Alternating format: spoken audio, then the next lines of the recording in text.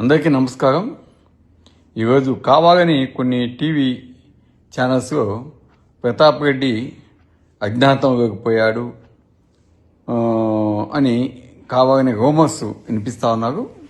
ప్రతాప్ రెడ్డి నిన్నటి వరకు కూడా కావాలో దగదత్తి మండలంలో కూడా మేమంతా ప్రోగ్రాం చేశాము. నిన్న నైట్ 10 గంటల దాకా కావాలని ఉన్నాను. నిన్న నైట్ బయలుదేరి నేను బెంగళూరుకి వచ్చినాను. ఈరోజు మా ఇంట్లోనే ఉన్నాను. అదేవిధంగా బెంగళూరులో మా సైట్స్ వాటికి పోతూ ఉంటాము, ఆఫీస్లో ఉంటూ ఉంటాము. అంతేగాని ఈరోజు అజ్ఞాతంలోకి పోవాల్సిన అవసరం నాకు లేదు, ఏమి లేదు. ఎందుకంటే తప్పు చేసిన వాళ్ళు ఏమైనా భయపడతారు, కానీ మాకు భయపడాల్సిన అవసరం లేదు. ఏమైనా ఉంటే కోర్టులు ఉన్నాయి, అదేవిధంగా పోలీసు వ్యవస్థ ఉంది, సిట్ ఉంది. వాళ్ళు ఏదైనా సమాచారం ఉంటే మాకు చేరవేస్తాం, ఏదైనా ఉంటే దానికి ఆన్సర్ ఇస్తాము.